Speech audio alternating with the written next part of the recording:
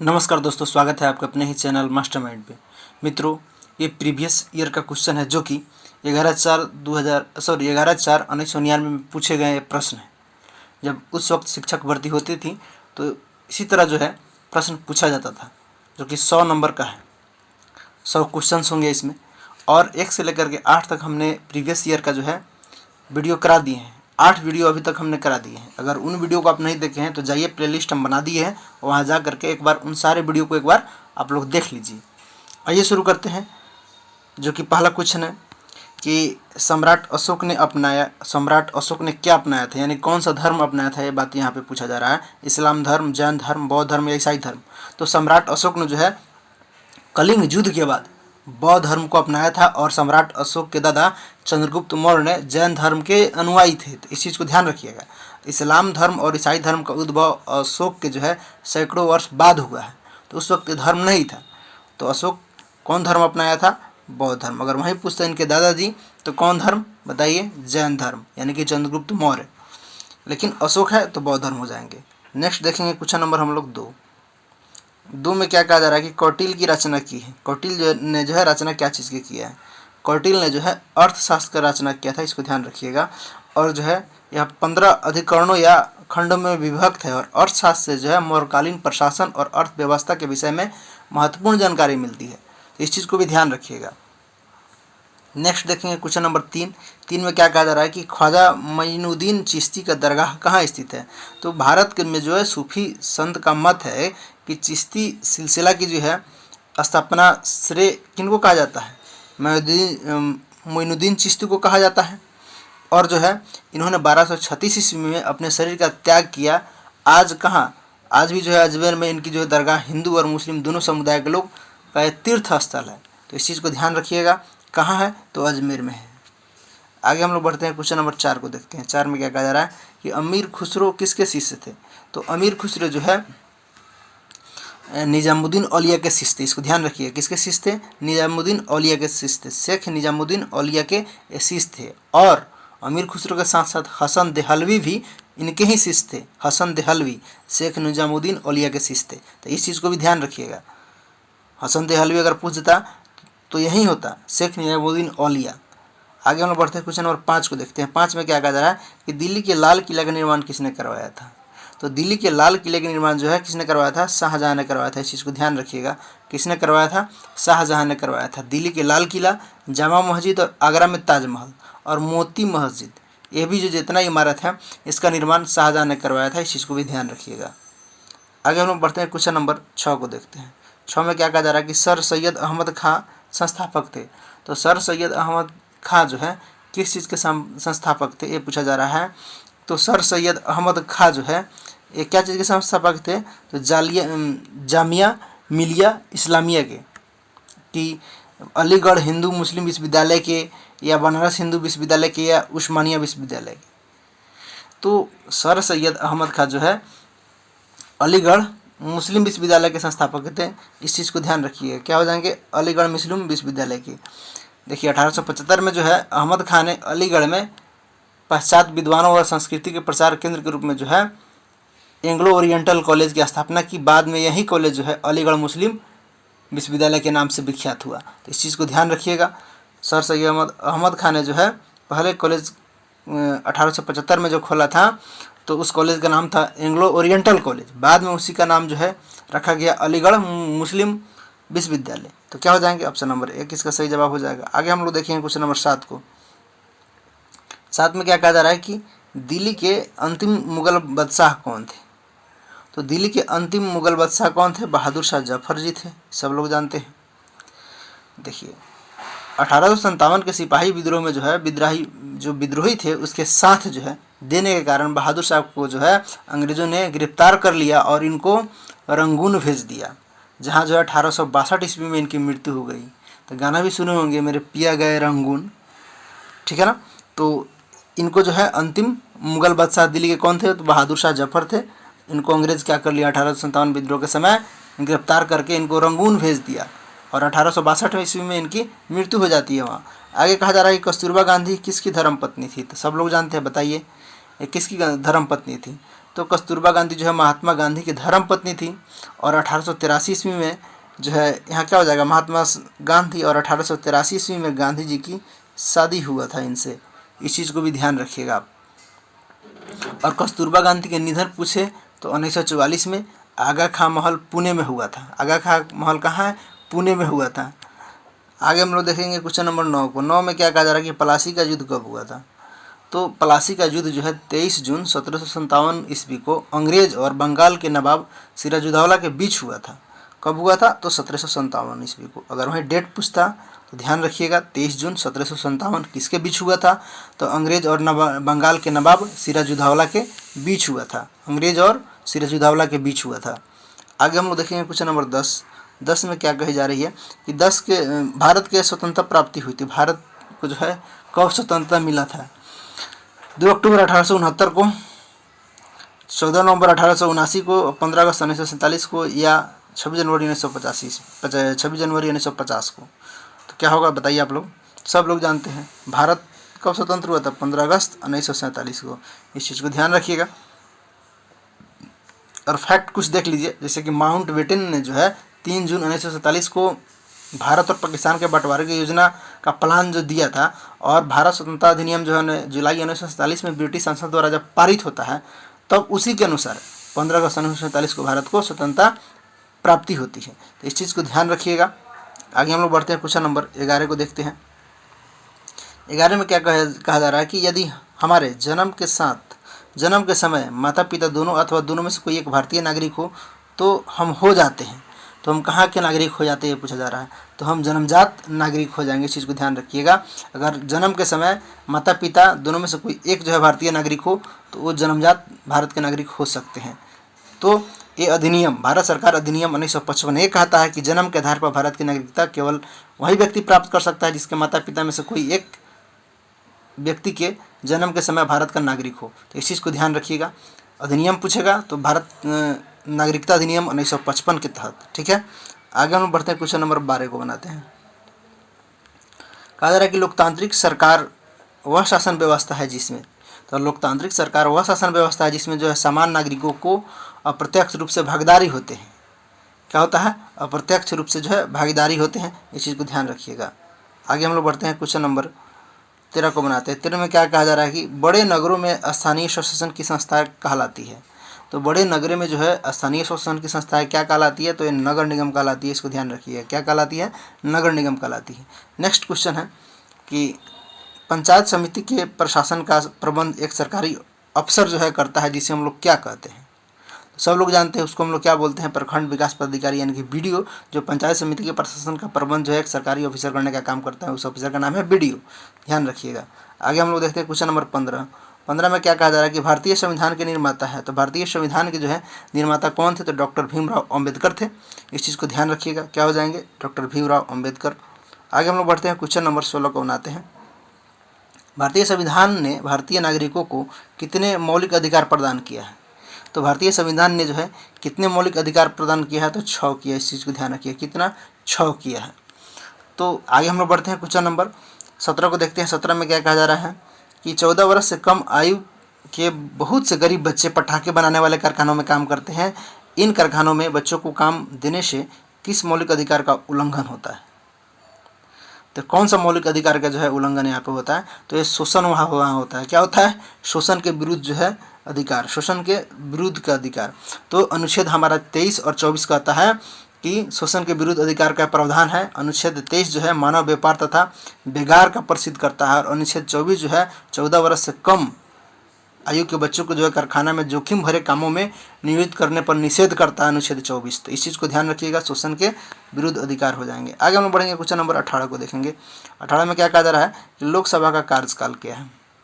तो लोकसभा का जो है कार्यकाल कितना होता है, 5 साल का होता है, सब लोग जानते हैं। और जो है अनुच्छेद 82 और 2 के तहत, 82 के 2 के अनुसार जो है लोकसभा 5 वर्ष का होगा। तो इसको ध्यान रखिएगा, लेकिन इसे पहले भी भंग किया जा सकता है। इस चीज़ को भी ध्यान रखिएगा। आगे हम बढ़ते हैं, क्वेश्चन नंबर 19। राष्ट्रीय जनता दल के नेता है। तो राष्ट्रीय जनता दल के जो है नेता कल्याण सिंह है, या लालू प्रसाद यादव जी है, या मायावती है, मुलायम सिंह यादव है। तो 1999 का क्वेश्चन है, तो हो सकता है उस वक्त जो है जो सरकार रहा होगा उसे क्वेश्चन आ गया होगा। तो राष्ट्रीय जनता दल यानी कि राजद के नेता लालू प्रसाद यादव जी हैं, ठीक है। और जो है इसकी स्थापना 1997 में हुआ था, ध्यान रख लीजिए कब, 1997 में हुआ था राष्ट्रीय जनता दल की स्थापना। आगे हम लोग बढ़ते हैं, क्वेश्चन नंबर 20 को बनाते हैं। 20 में क्या कहा जा रहा है कि भारत के राष्ट्रपति को पद की शपथ कौन दिलवाता है। तो भारत के जो है राष्ट्रपति के जो है पद की शपथ कौन दिलवाएगा, सुप्रीम कोर्ट के मुख्य न्यायाधीश। ध्यान रखिएगा कौन दिलवाएगा, सुप्रीम कोर्ट के मुख्य न्यायाधीश। संविधान के अनुच्छेद 60 के उपबंध और अनुच्छेद में उल्लेखित प्रारूप के तहत जो है ये काम करेंगे मुख्य न्यायाधीश। आगे हम लोग बढ़ेंगे, क्वेश्चन नंबर 21 को बनाएंगे। जनसंख्या के संदर्भ में भारत विश्व में कौन सा स्थान है। तो विश्व में जो है अब पहला हो गया है, इस चीज़ को ध्यान रखिएगा। क्वेश्चन नंबर 22 को देखिए। 22 में क्या कहा जा रहा है कि पूंजवादी अर्थव्यवस्था में क्या होता है। तो पूंजवादी जो है अर्थव्यवस्था में ये होता है कि कोई भी व्यक्ति जो है साधनों पर किसी भी व्यक्ति या निजी संस्थान का अधिकार रहता है, जिसमें राज्य सरकार के जो है व्यक्ति या संस्था द्वारा आर्थिक मामले में किसी भी प्रकार का हस्तक्षेप नहीं किया जाता है। और अर्थव्यवस्था को स्वतंत्र अर्थव्यवस्था भी कहते हैं और पूंजवादी अर्थव्यवस्था के लाभ के उद्देश्य से संचालित होती है। तो यहाँ पे क्या हो जाएगा, इनमें से कोई भी अर्थव्यवस्था को नियंत्रित नहीं करता है। आगे हम लोग बढ़ेंगे, क्वेश्चन नंबर 23 को देखेंगे।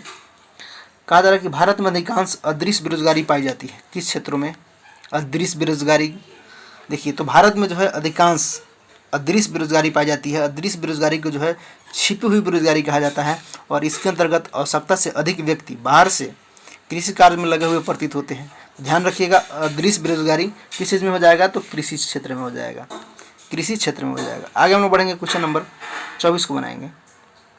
24 में क्या कहा जा रहा है कि वर्तमान पंचवर्षीय योजना कौन सी है। अभी जो है वर्तमान पंचवर्षीय योजना कौन सी है, जब 1999 का था तो उस वक्त पूछा गया था, तो इसके अनुसार बताना है।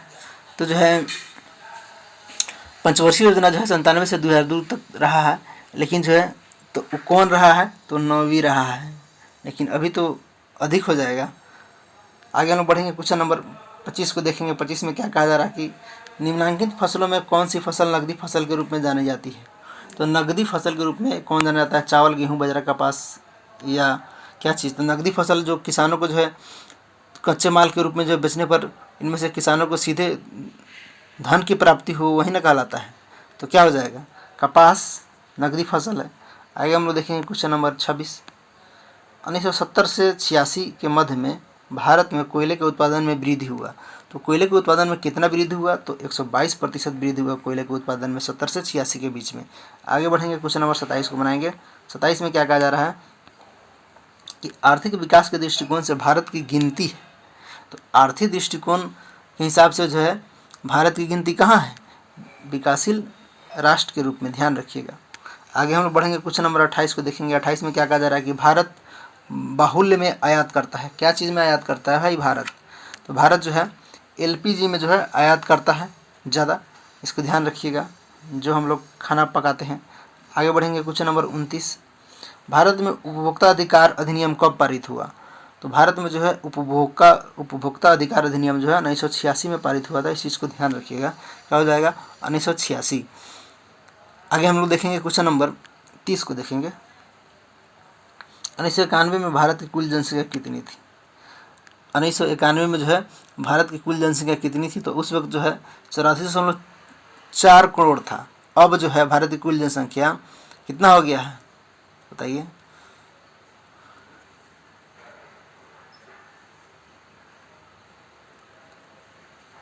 अब कितना हो गया भारत की जनसंख्या, बताइए। 12 अरब 10 करोड़ 56 लाख जो है 95,073 हो गया है। तो इस चीज़ को ध्यान रखिएगा, जो कि नंबर 1 पर हो गया है। तो उस वक्त पूछ रहा था 84.4। आगे हम लोग बढ़ेंगे, क्वेश्चन नंबर 31 को बनाएंगे। सरदार सरोवर बांध किस नदी पर बनाया जा रहा है। तो सरदार सरोवर बांध जो है किस नदी पर बनाया जा रहा है, तो नर्मदा नदी पर बनाया जा रहा है। अब बन गया होगा। आगे देखेंगे, क्वेश्चन नंबर 32। कहा जा रहा है कि दादा साहब फाल्के पुरस्कार किस क्षेत्र से संबंधित है। तो दादा साहब फाल्के पुरस्कार जो है ये फिल्म के क्षेत्र से संबंधित है, इसको ध्यान रखिएगा। आगे हम लोग बढ़ते हैं, क्वेश्चन नंबर 33 को बनाते हैं। किस राज्य में जो है एलोरा की गुफा स्थित है। तो किस राज्य में, तो महाराष्ट्र में एलोरा की गुफा है, इसको भी ध्यान रखिएगा। और इस गुफा में जो है कि संख्या कितना है इस गुफा के, 34 संख्या, और जिसमें से 12 बुद्ध के लिए है और 17 हिंदू के लिए है और 5 जैन के लिए है। तो इसकी संख्या कितनी है? तो 34 है। नेक्स्ट क्वेश्चन देखेंगे, क्वेश्चन नंबर 34। संयुक्त राज्य अमेरिका के राष्ट्रपति कौन है? तो अभी संयुक्त राज्य अमेरिका के राष्ट्रपति कौन है? तो बताइए।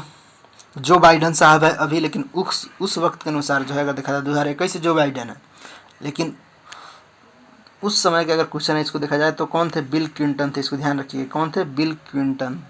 आगे देखेंगे बिहार का मुख्यमंत्री पूछा जा रहा है, तो बिहार के मुख्यमंत्री उस वक्त 1999 में कौन थे? तो 99 में जो है कौन थे बताइए? 1999 में जो है श्रीमती राबड़ी देवी थी, लेकिन जो है अभी नीतीश कुमार है। इस चीज़ को ध्यान रखिएगा। उस वक्त जो है कौन थी? श्रीमती राबड़ी देवी, जब एग्ज़ाम हुआ था तब। आगे देखेंगे, लेकिन अभी नीतीश कुमार है। क्वेश्चन नंबर 36 को बनाइए। जॉर्ज फर्नांडिस क्या है? पूछा जा रहा है कि जॉर्ज फर्नांडिस क्या है? तो जॉर्ज फर्नांडिस ने 1998 से लेकर 99 में केंद्रीय रक्षा मंत्री जॉर्ज फर्नांडिस थे। जो अभी जो है रक्षा मंत्री कौन है? राजनाथ सिंह जी है। तो रक्षा मंत्री थे कौन? जॉर्ज फर्नांडिस उस वक्त 99 तक, और जो है अभी राजनाथ सिंह है रक्षा मंत्री। इस चीज़ को ध्यान रखिएगा। क्वेश्चन नंबर 37 को बनाएंगे। 37 में क्या कहा जा रहा है कि 1998 में कुआलालंपुर में संपन्न हुए 16वें कॉमनवेल्थ खेलों में प्रसिद्ध निशानेबाज जसपाल राणा को किसने मेडल दिया? तो जो है उस वक्त उसको मेडल कौन दिया था? 2 गोल्ड और 2 सिल्वर मेडल मिला हुआ था। कितने मिले थे? 2 गोल्ड और 2 सिल्वर मेडल मिले थे। आगे हम लोग देखेंगे क्वेश्चन नंबर 38 को। 38 को थोड़ा छोटा किया जाए। 38 में क्या कहा जा रहा है कि विम्बलडन चैंपियन खेल किससे संबंधित है? विम्बलडन जो है किससे संबंधित है? ये पूछा जा रहा है। तो किससे संबंधित है? बैडमिंटन से, क्रिकेट से, या फुटबॉल से, या टेनिस से? तो विम्बलडन चैंपियनशिप ये टेनिस से संबंधित होता है। इसको ध्यान रखिएगा। क्या चीज़ से? टेनिस से। क्वेश्चन नंबर हम लोग 39 को देखेंगे। 39 में क्या कहा जा रहा है कि संयुक्त राष्ट्र संघ के वर्तमान सेक्रेटरी जनरल कौन है? संयुक्त राष्ट्र संघ के वर्तमान जो है सेक्रेटरी जनरल कौन है, ये पूछा जा रहा है। तो अभी जो है वर्तमान सेक्रेटरी जनरल जो है एंटोनियो गुटरस है। अभी जो है कौन है? गुटरस है, एंटोनियो गुटरस, ठीक है ना। लेकिन उस वक्त कौन था? तो बताइएगा आप लोग, कौन था उस वक्त? यूथॉन्ट कि क्या कोपी अनान, जो भी हो, लेकिन अभी याद कर लीजिएगा कौन है? Antonio Guterres. आगे हम लोग देखेंगे क्वेश्चन नंबर 40। 40 में क्या कहा जा रहा है कि एपीजे अब्दुल कलाम को सम्मानित किया गया। एपीजे अब्दुल कलाम को जो है किस चीज़ से सम्मानित किया गया था? तो एपीजे अब्दुल कलाम जिसको हम लोग मिसाइल मैन के नाम से जानते हैं, और भारत रत्न से भी सम्मानित किया गया था, और कलाम को 2002 से लेकर के 7 तक देश के राष्ट्रपति रहे। इस चीज़ को भी ध्यान रखिएगा। तो क्या हो जाएगा? भारत रत्न। आगे हम लोग देखेंगे क्वेश्चन नंबर 41। विश्व प्रसिद्ध थार रेगिस्तान किस राज्य में स्थित है? थार कहाँ है? तो ये राजस्थान में है, थार। आगे हम लोग बढ़ेंगे क्वेश्चन नंबर 42। भारत का पूछ रहा राष्ट्रीय पशु, तो सब लोग जानते हैं क्या हो जाएगा? राष्ट्रीय पशु बाघ होता है। क्वेश्चन नंबर 43 को बनाइए। श्वेत क्रांति किस चीज़ के उत्पादन से संबंधित है? श्वेत क्रांति, तो श्वेत क्रांति किस चीज़ से? दूध उत्पादन से हो जाएगा। आगे देखेंगे 44। नील नदी गिरती है, नील नदी कहाँ गिरती है बताइए? तो नील नदी कहाँ गिरती है? विक्टोरिया झील से निकल के भूमध्य सागर में गिरती है। कहाँ? विक्टोरिया झील से निकल करके भूमध्य सागर में गिरती है नील नदी। आगे देखेंगे 45। कौन स्थान सर्वाधिक वर्षा के लिए प्रसिद्ध है? तो वर्षा के लिए सबसे प्रसिद्ध कौन है आपका? चेरापूंजी। ध्यान रखिएगा। आगे हम बढ़ेंगे क्वेश्चन नंबर 46। कोचीन प्रसिद्ध है। कोचीन किसके लिए प्रसिद्ध है? तो कोचीन जो है जहाज निर्माण के लिए प्रसिद्ध है। जहाज निर्माण के लिए प्रसिद्ध है कोचीन। कोचीन कहाँ है? केरल में। आगे हम लोग देखेंगे क्वेश्चन नंबर 47। काला सागर किस देश के दक्षिण में स्थित है? तो काला सागर जो है किस देश के दक्षिण में स्थित है? तो ये यूक्रेन के दक्षिण में स्थित है काला सागर।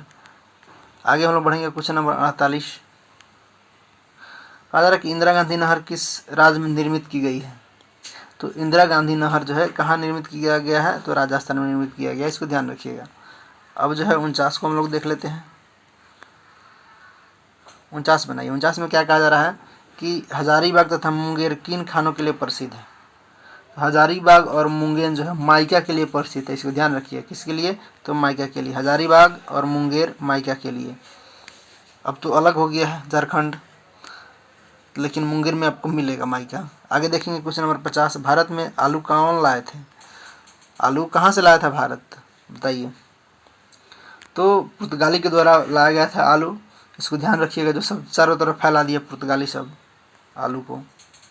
आगे हम लोग देखेंगे क्वेश्चन नंबर 51 में क्या कहा जा रहा है, मैथमेटिक्स से है कि 4 किलोमीटर प्रति घंटा के वेग से साइंस से ऊर्ध्वाधर नीचे की ओर गिर रहा है। प्रति घंटा 3 किलोमीटर वेग से एक आदमी सीधे रास्ते पर गति कर रहा है। आदमी के सापेक्ष बारिश की अपेक्षित गति निकालिए।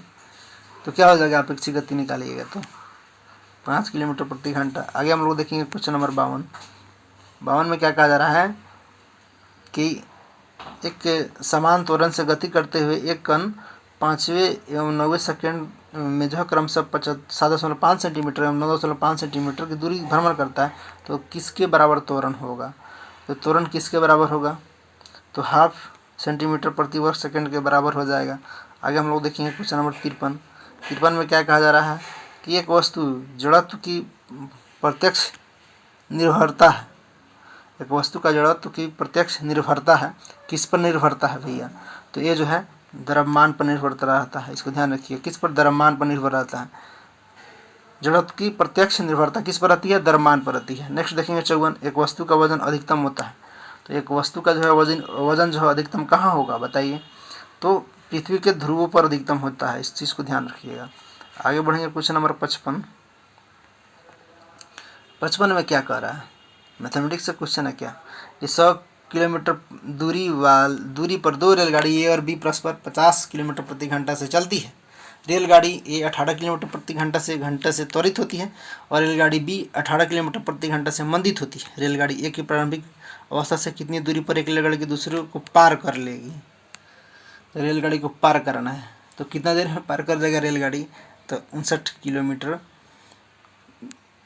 के दूरी पर पार करेगा। इस चीज़ को ध्यान रखिएगा, बना लीजिएगा आप लोग, कोई ज़्यादा हार्ड नहीं है। देख लेंगे क्वेश्चन नंबर 60 को। 60 में क्या कहा जा रहा है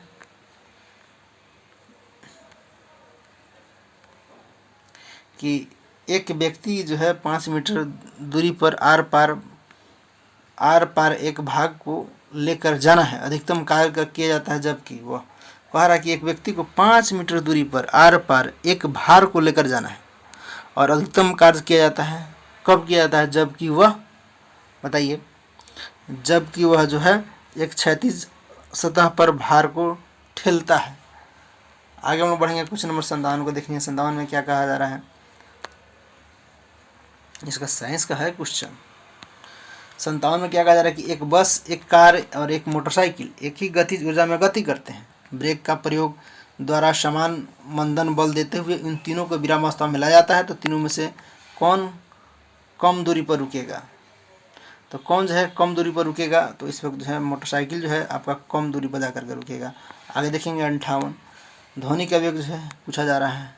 तो ध्वनि का वेग जो है सूखी हवा से नमी हवा में अधिक होता है। कहाँ, सूखी हवा से नमी हवा में अधिक होता है। इस चीज़ को ध्यान रखिएगा। आगे नेक्स्ट देखेंगे, कहा जा रहा है कि एक लड़की बैठते हुए झूला पर झूल रही है। यदि वह लड़की झूले पर खड़ी हो जाती है तो झूलने का अवधि क्या हो जाएगा, तो घट जाएगा, खड़ा हो जाएगी। तो नेक्स्ट देखेंगे क्वेश्चन नंबर 60 में क्या कहा जा रहा है कि 2 रेल संधियों के बीच अंतराल रखा जाता है। किस लिए अंतराल रखा जाता है, ताकि रेखीय विस्तार को समायोजित करने के लिए रखा जाता है। इसको ध्यान रखिएगा। क्वेश्चन नंबर 61 को बनाइए। 61 में क्या कहा जा रहा है, थोड़ा इसको और डाउन किया जाए। 61 में क्या कहा जा रहा है कि एक जो है चमकते धातु के फलक जिसमें जो है एक खुरदरे काले धाबे हैं और को लगभग 1400 किलोमीटर तक केल्विन तक गर्म किया जाता है एवं तुरंत एक अधिक कमरे में लाया जाता है। तो निम्नलिखित में से कौन सा कथन सही होगा। तो देखिए 1400 डिग्री सेंटीग्रेड पर गर्म कर किया जाता है एक धातु को, ठीक है ना, और धातु का काला रंग जो है वाला भाग जो है साफ हो जाएगा, तो यह जो है चमकदार दिखाई देने लगेगा। तो वही कह रहा है कि फलक और सभी जगह की अपेक्षा धाबा ज्वलतर दिखाई देगा। आगे हम बढ़ेंगे क्वेश्चन नंबर 62 को देखेंगे। 62 में क्या कहा जा रहा है कि कोई वस्तु अधिक निम्न ताप क्रम पर अपने वैद्युत प्रतिरोध खो बैठती है, इस वस्तु को क्या कहते हैं। तो ऐसे वस्तु को हम लोग क्या कहते हैं, तो अति चालक कहते हैं, जो अधिक निम्न ताप क्रम पर अपने वैद्युतीय प्रतिरोध को खो बैठती है, उससे हम लोग अति चालक कहते हैं। नेक्स्ट देखेंगे क्वेश्चन नंबर 63। यदि किसी तत्व में विद्युत धारा को दोगुना किया जाता है, यदि किसी तत्व में विद्युत धारा को दोगुना किया जाता है तो उत्पादित ऊष्मा क्या होता है? तो उत्पादित ऊष्मा जो है ये चौगुनी हो जाती है। इसको ध्यान रखिए, क्या होता है? चौगुनी हो जाती है।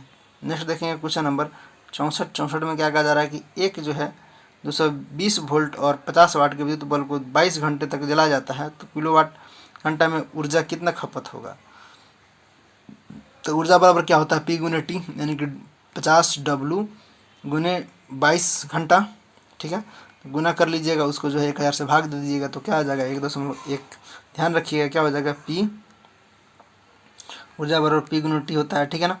तो क्या हो जाएगा? 50 गुने 22 बट्टा में 1000। तो कटाइएगा तो आपको आएगा यही। आगे देखेंगे क्वेश्चन नंबर 65। निम्नलिखित में से जो कौन सा एक परमाणु को द्रव्यमान को निर्धारित करता है? कौन निर्धारित करता है? एक परमाणु के द्रव्यमान को कौन निर्धारित करने का काम करता है? तो न्यूट्रॉन एवं प्रोटॉन जो होते हैं, न्यूट्रॉन और प्रोटॉन जो होते हैं, ये क्या करते हैं? न्यूट्रॉन और प्रोटॉन एक परमाणु के द्रव्यमान को निर्धारण करते हैं, प्रोटॉन और न्यूट्रॉन। आगे हम लोग देखेंगे क्वेश्चन नंबर 66 को।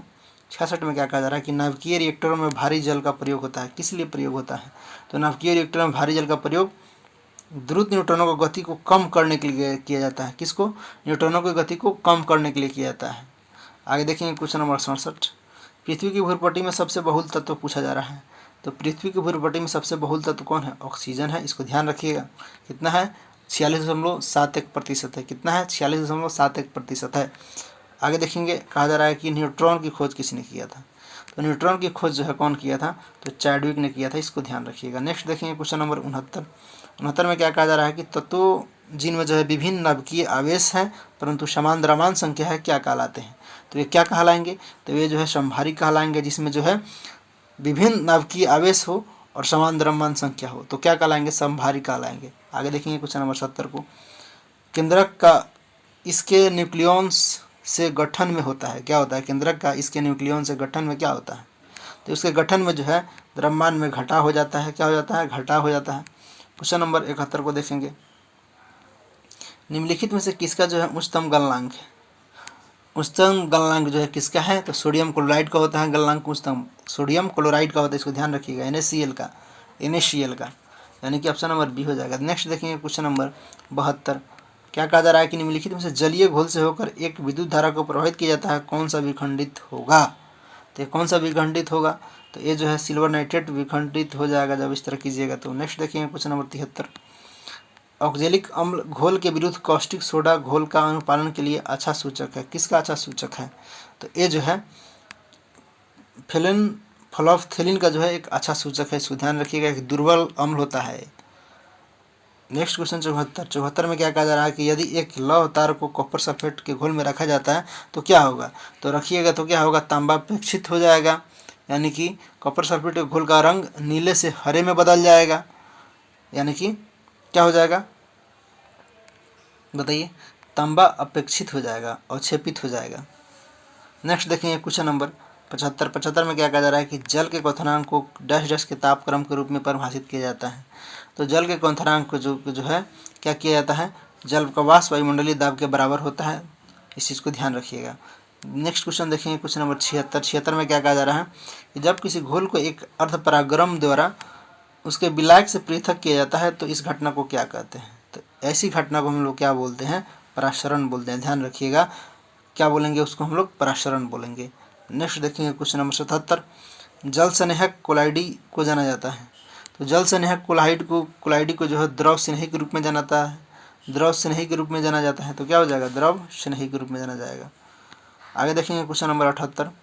पुरातात्विक खोज को दिनांकित करने में निम्नलिखित में से कौन सा समस्थानिक का प्रयोग होता है? पुराने खोज को तारीख देने के लिए इसका जो है उपयोग होता है, ये पूछा जा रहा है। तो किसका उपयोग होता है?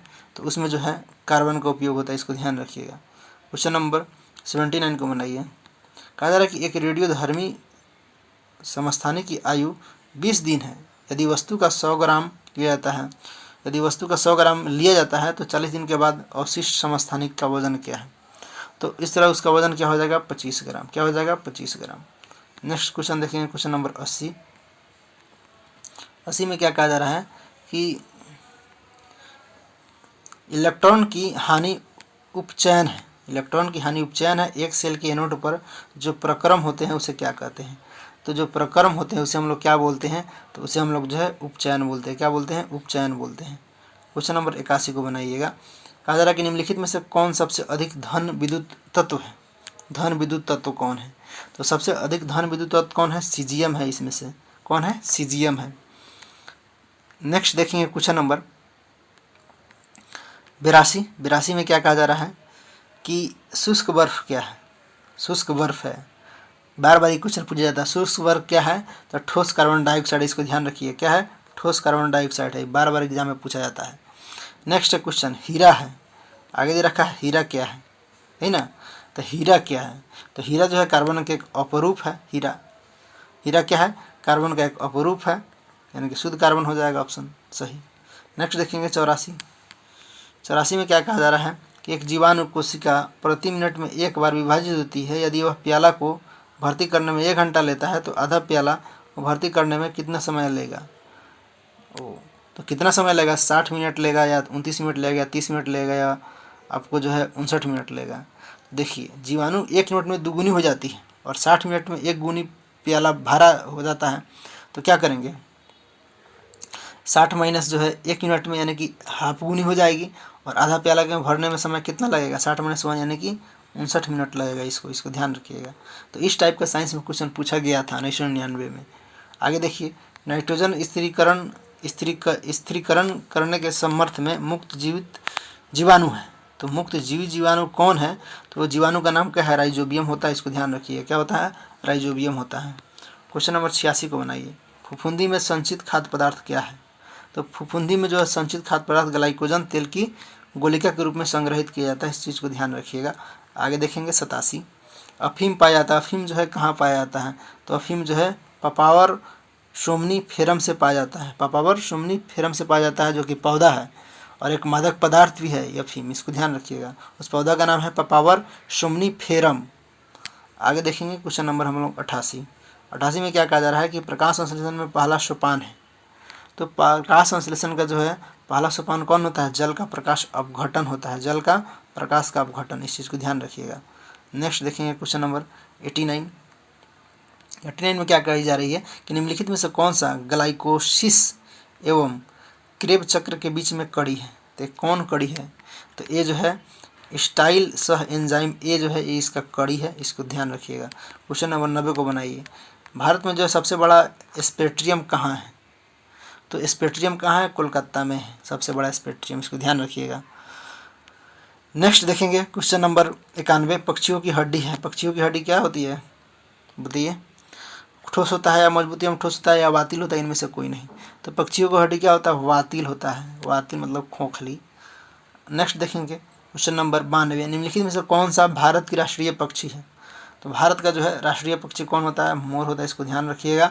और जो है 1963 में राष्ट्रीय पक्षी को मान्यता दिया गया है मोर को, और इसका जो है पाओक्लिस्टस वैज्ञानिक नेम है।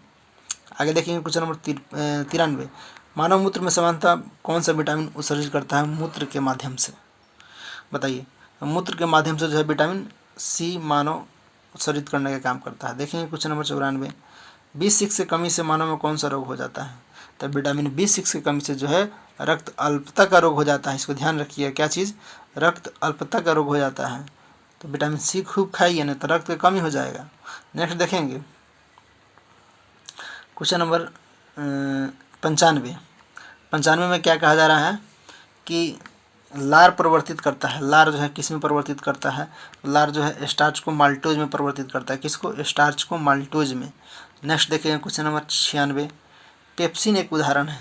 तो पेप्सिन जो है एंजाइम होता है। इसको ध्यान रखिएगा। क्या होता है? एंजाइम होता है। नेक्स्ट है पीत रस का मुख्य कार्य क्या है? डायरेक्ट हिट क्वेश्चन है, बताइए।